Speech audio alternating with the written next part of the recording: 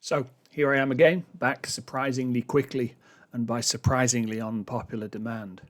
Yesterday, I reacted to my first ever Nightwish song.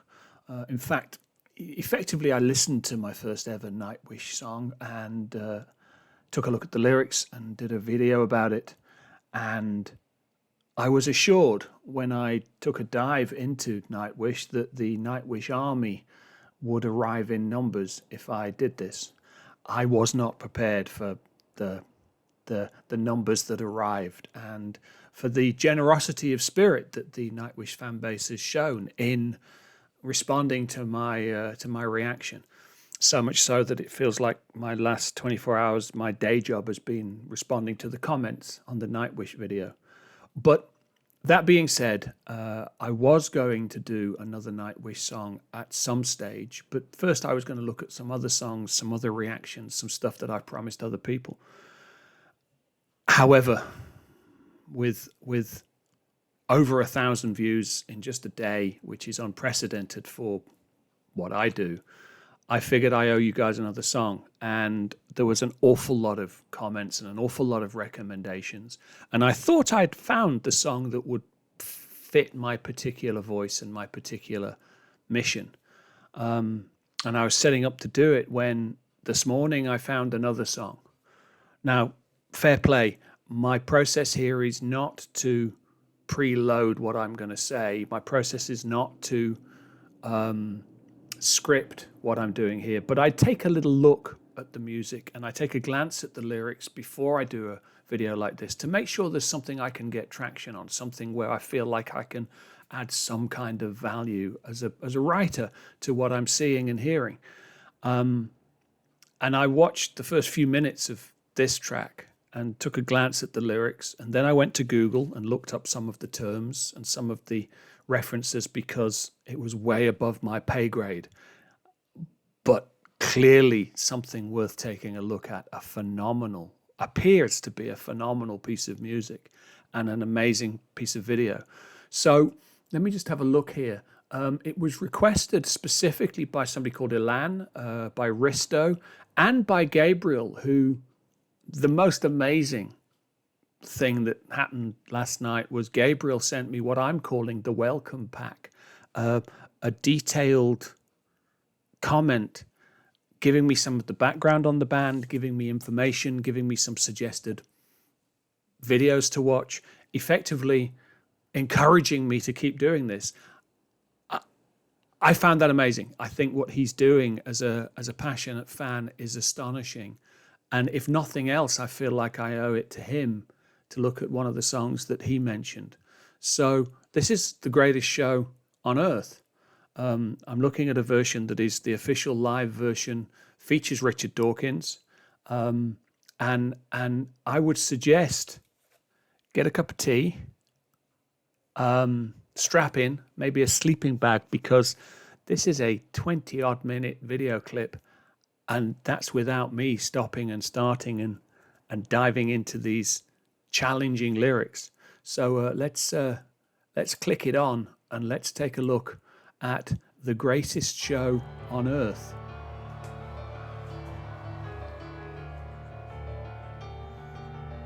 So I've come to discover this is our composer and our lyricist and the main sort of creative force behind the band. And clearly a very, very bright man, probably way brighter than I will ever be, and writing in a language that is not his own, which is something I could never do.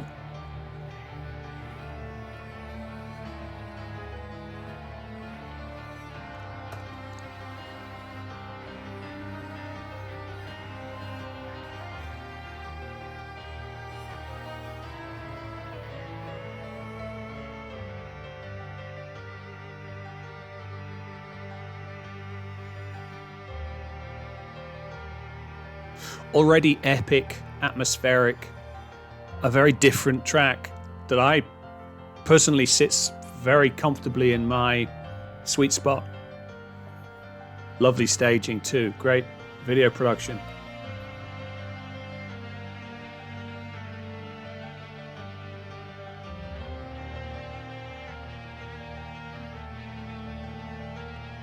Making that guitar sound like a synthesizer. Amazing. Interesting sound.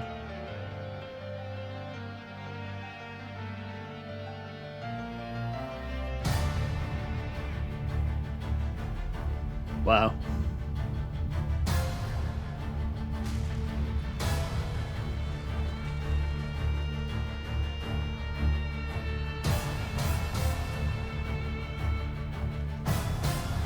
Oh, he's got the little exciter, I think it's called. He's got the little vibrator thing on the strings. Steve Rothery uses that. Very nice.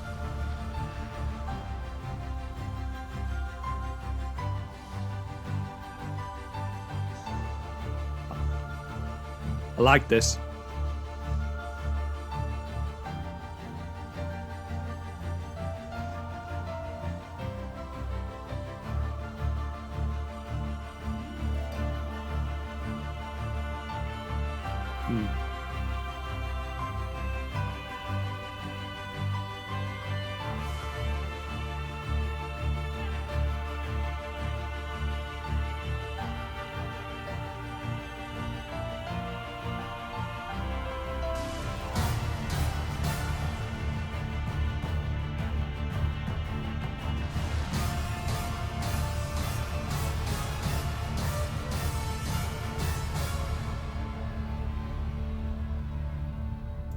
So already this has the feel of like an overture, much like Rush would do an overture at the start of 2112. It feels like a great set piece at the start of Jesus Christ Superstar. It's epic in scale. I'm totally sold. Musically, totally sold.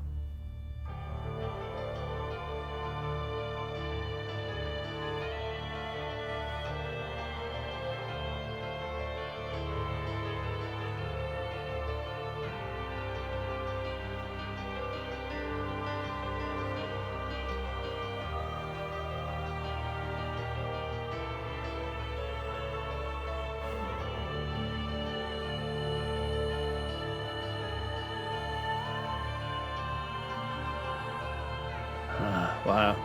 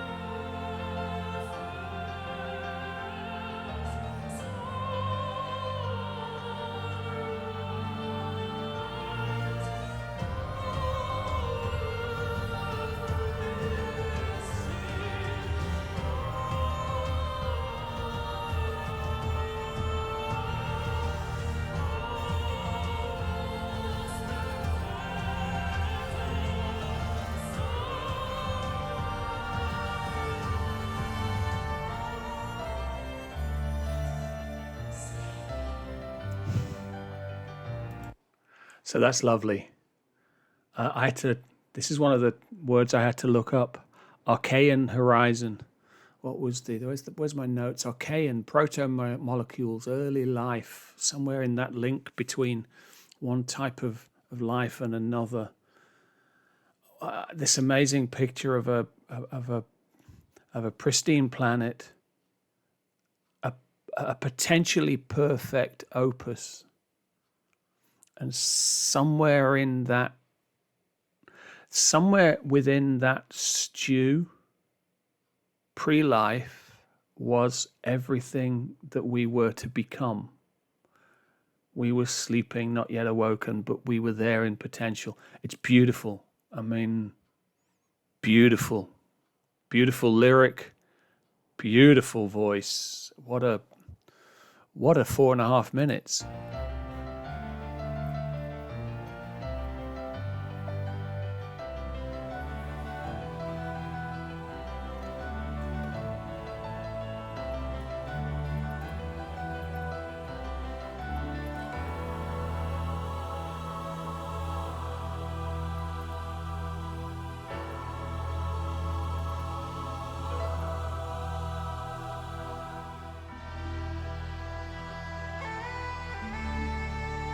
What?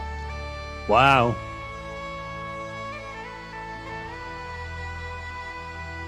Some form of bagpipe?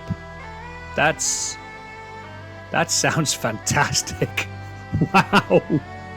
I love that. After sleeping through 100 million centuries, we have finally opened our eyes on a sumptuous planet, sparkling with color, bountiful with life. Within decades, we must close our eyes again. Isn't it a noble and enlightened way of spending our brief time in the sun? To work at understanding the universe and how we have come to wake up in it. Probably a good place to stop that because it's about to get really super interesting. Let's jump back a bit. I'm assuming this is Richard Dawkins' words. Answers on a postcard. Is this Dawkins? It's I mean, it's a lovely sentiment. We've awoken from the sleeping after hundreds of millions of centuries where we were not awake. We wake up, we have a few brief decades. Let's try and understand how the world works. At the risk of sounding entirely self-referential, in a way, that's what I'm doing here, is trying to understand how this song works, how the words work, how this man's view of the world works. I've spent 20 of the last 35 years occasionally doing corporate work for corporate video work for various clients. And one of my superpowers was my infinite desire to understand how stuff works. I find it hard to look at a thing and not go, well, how do they make money off that? How does that break down? How does this band with 4.5 billion views of this track exist? How does it make its money? How does it build this incredible fan base without me getting to know about it? And how is that sustained? Noble and enlightened way of spending our brief time in the sun to work at understanding the universe and how we have come to wake up in it. More importantly, do we all wake up in it? And how do we make sure that every day we keep waking up in that universe and not just drift through it, empty and unaware?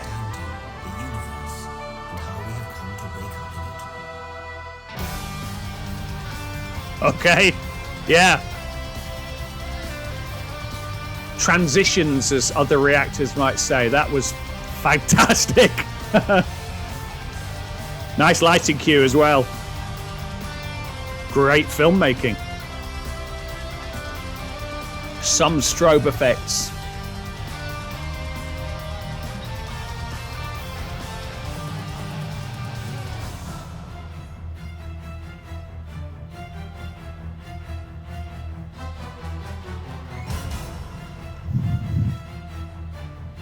Here she comes. Strap yourself in.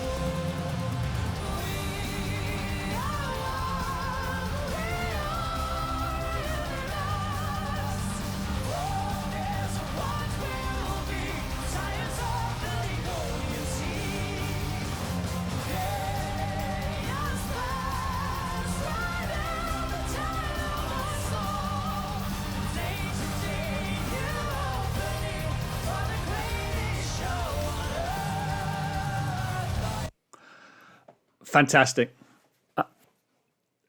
Great to hear those backing vocals. Those backing vocals are incredible against her voice.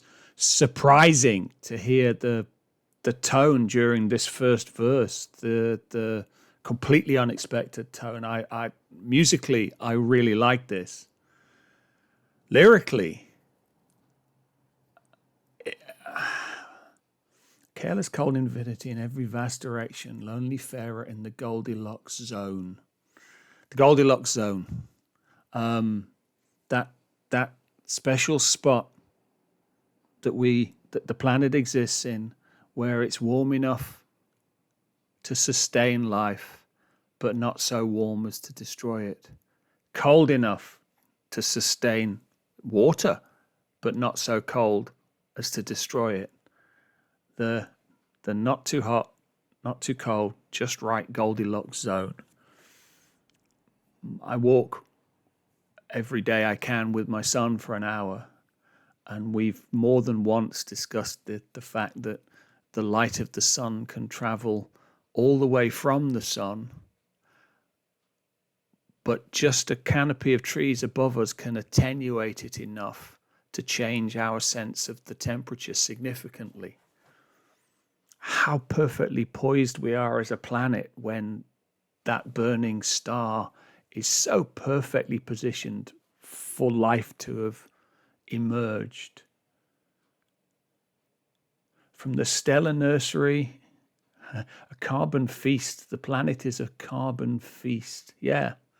Carbon-based life, carbon feast. I had to look up Luca. What was Luca? Last common ancestor to all life. And as I looked it up, I couldn't help but remembering my name is Luca. I live on the second floor. I live upstairs from you. This particular Luca lives many, many stairs down from us. That last common ancestor, that last archeon, was it? What was the word? That last archeon that we all share in common. The tapestry of chemistry. The ability to look at the, what was it, biology? What was Peart's line? Chemistry, biology. Chemistry? Seems to me it's chemistry. Everything boils down to chemistry. Wow, I mean, the guy's playing in a band that looks like this and sounds like this, and he's writing about the fundamental evolutionary process that brings us all here. That's a lot more interesting than writing about widgets for a bank in South Africa. Forebears of what will be, the scions of the Devonian Sea. 65 million years ago was that? I looked it up. We all come from that common place, I think is the subtext here.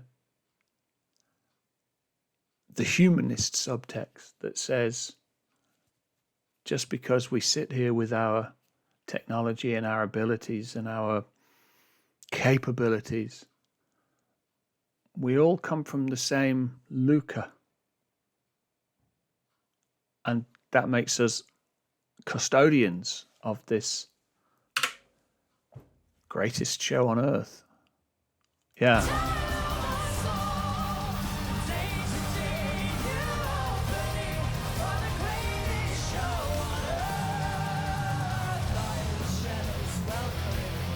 So unexpected.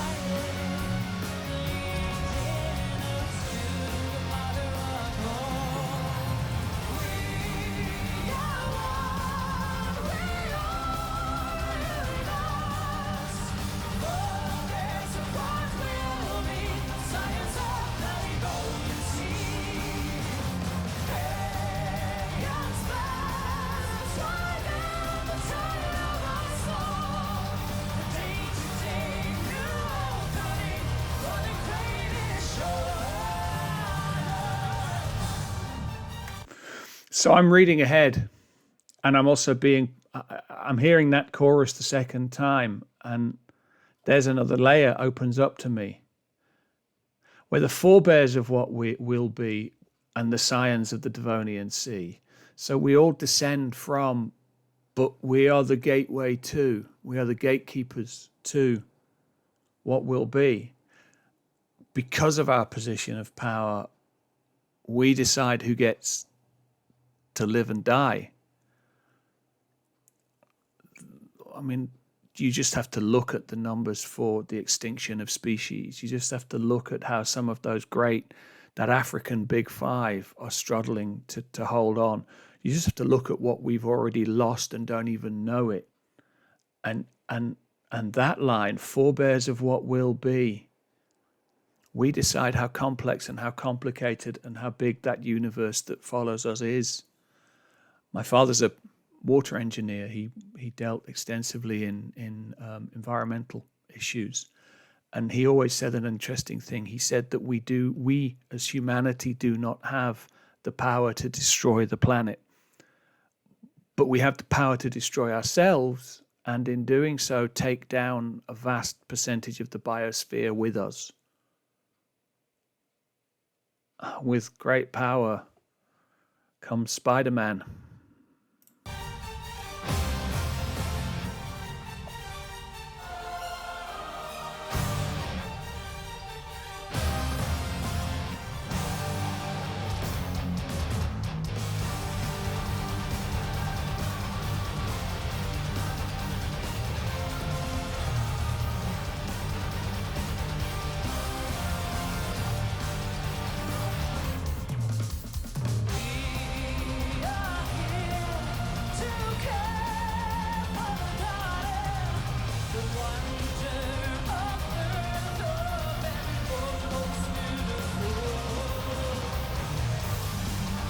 Yeah.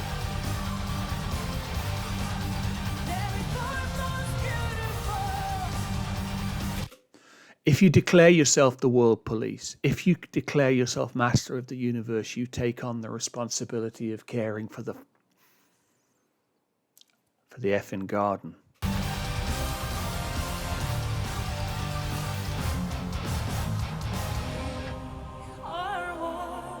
Oh.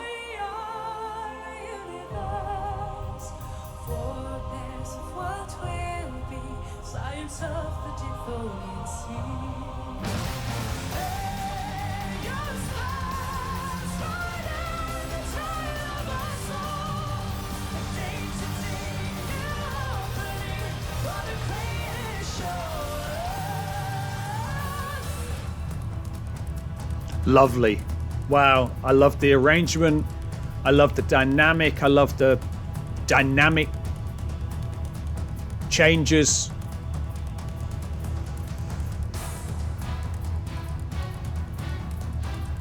That's cinematic.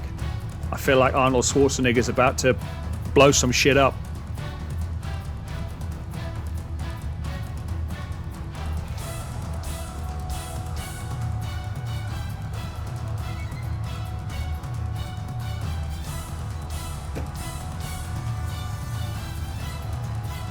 Beautiful.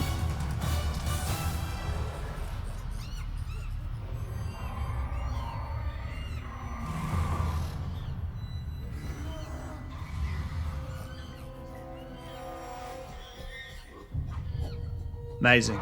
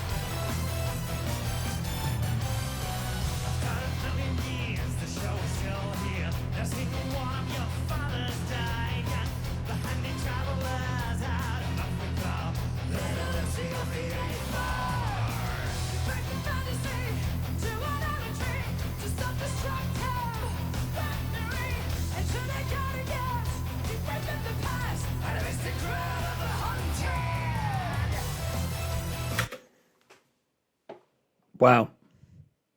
I mean, first I get a fantastic Porcupine Tree vibe off that section of music, which I mean, you had me at hello.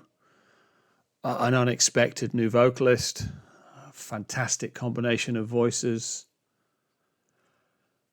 But the lyrics, not a single one of your fathers died young.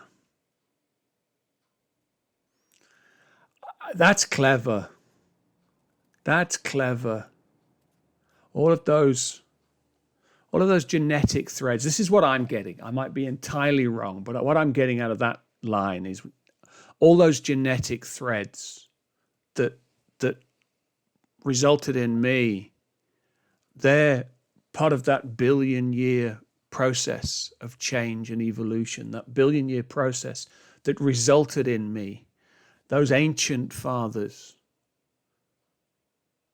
And it's only, and then we get into, I mean, this touches me in a quite personal place. Little Lucy, from the cradle of humankind, which I lived most of my life about 2 hours away from where Lucy was found, from one of those first places where we can recognizably see humanity evolving and emerging and starting that great trek that ultimately took humans across the globe to places where it might be argued we shouldn't live, but we do because we're so robust. Gotta admire Lucy and her fathers. But almost immediately, we started to look for answers in the stars, right?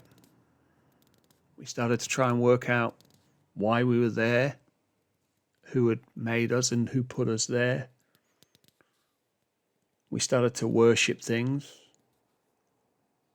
and we started to work out ways to kill each other.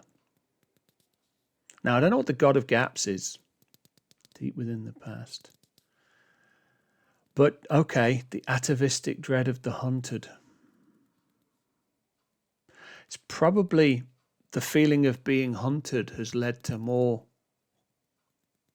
acts of violence, right?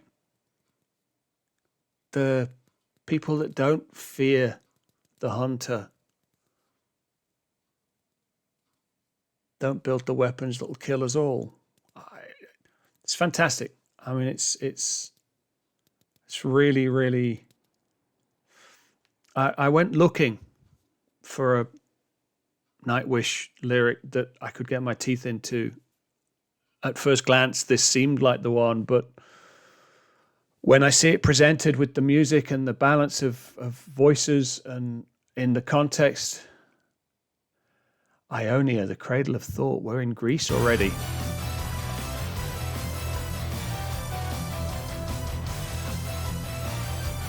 Wow.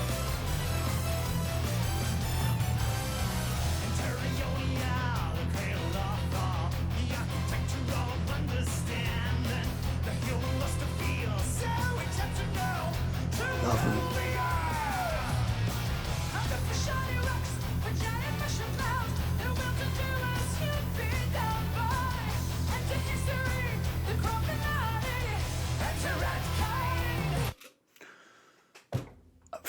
Wow. Okay. In 1, 4, 5, 9 lines, we've gone from ancient Greece, the cradle of what we think of as philosophy, and I guess, you know, the architecture of understanding, the Renaissance, that infinite human lust to believe ourselves exceptional and to rule the earth, into the hunger for shiny rocks. We're back in my neck of the woods. We're back in Kimberley. We're back in Cecil John Rhodes and colonialism and whole societies built on the backs of slaves and giant mushroom clouds. I grew up in the shadow of the giant mushroom clouds. I grew up having nightmares about them. The will to do just as you'd be done by. Rat kind.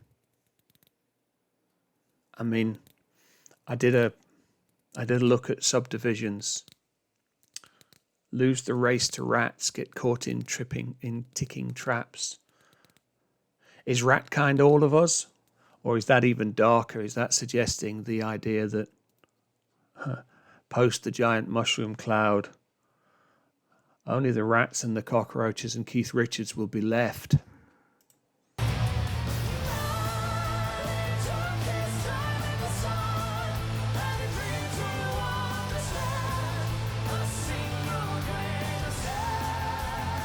Oh.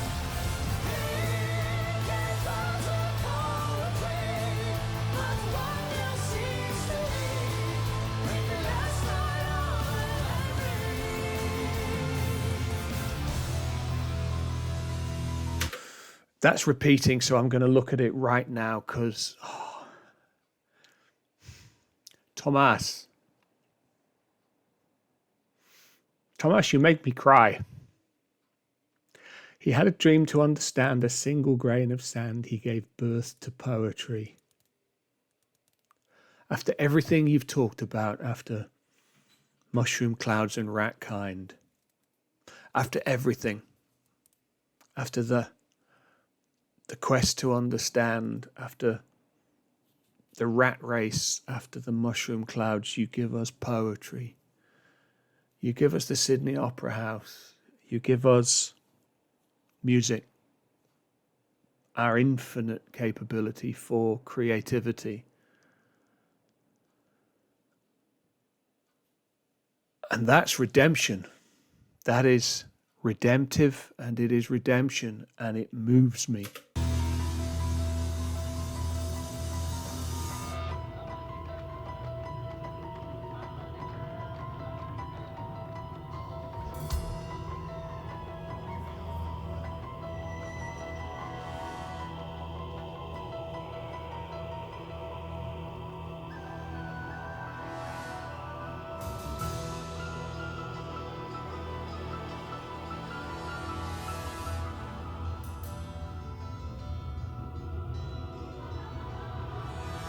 Wow.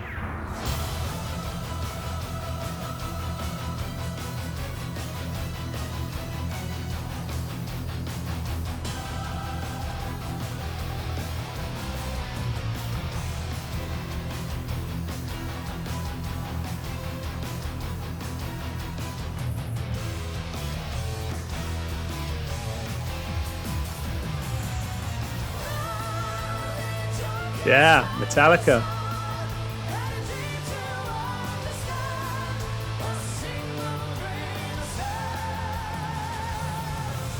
Beauty.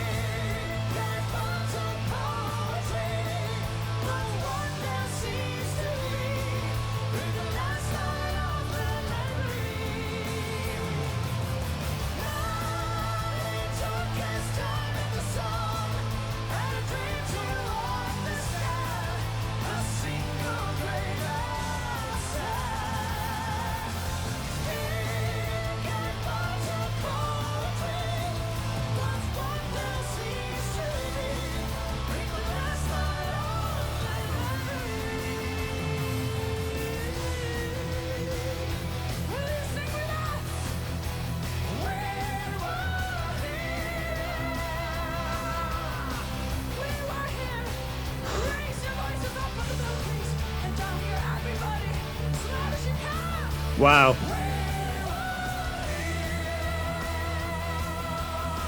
Wow.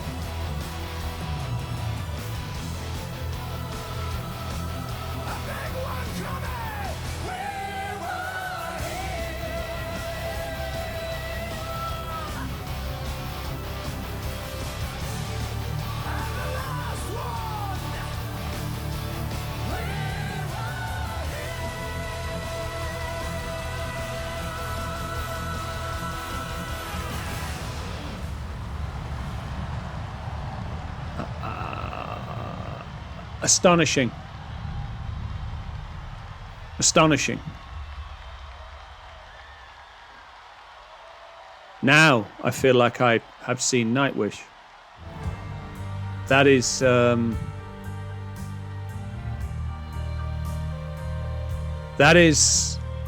magnificent. We are going to die, and that makes us the lucky ones.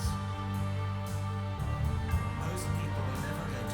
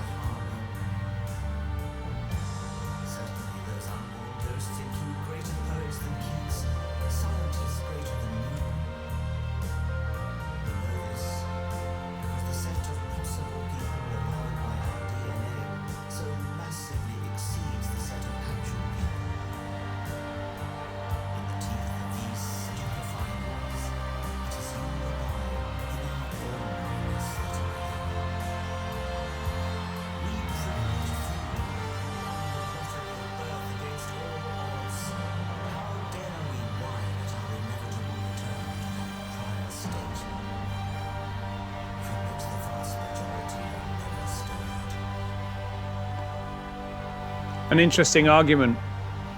I mean, yeah.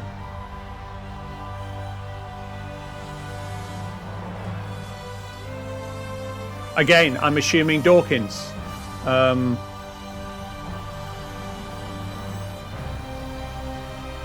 And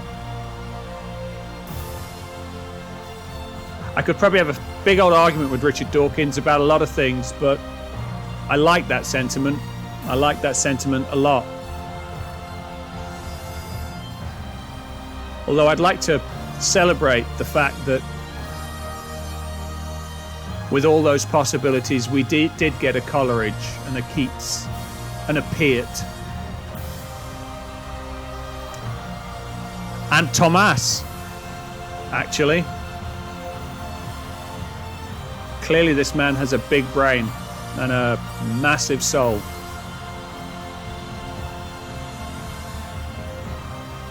We don't appear to be done. Nope, we're not done.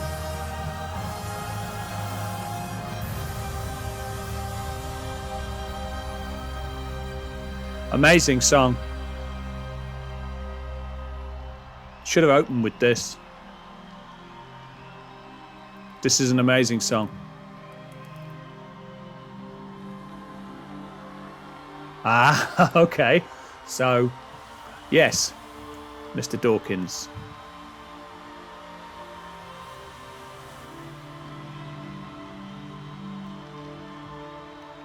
Thus, from the war of nature, from famine and death,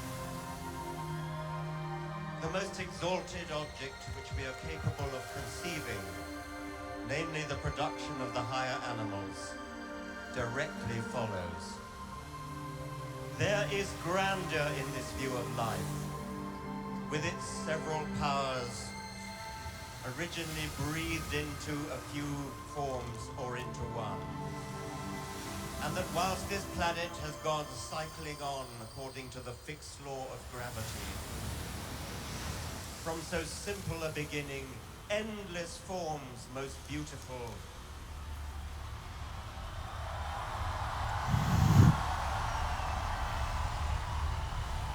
Yeah. and most wonderful have been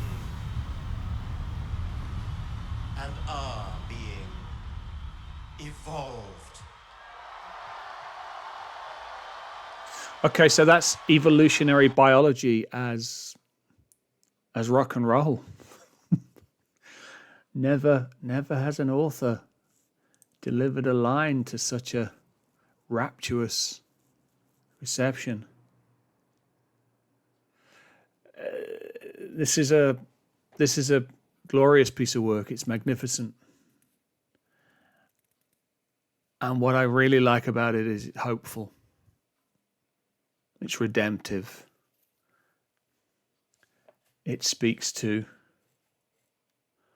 we were here, not just the Keats and the Coleridge and the Peart,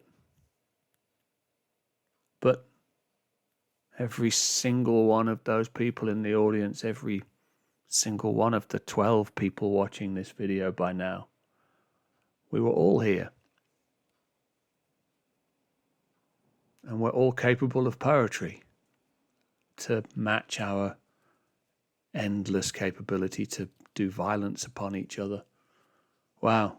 I mean, I could probably talk about this for another hour. This was magnificent. This was moving. This was epic. This was a night wish I could wish to see more of, and certainly will. Thank you for watching. Keep the faith.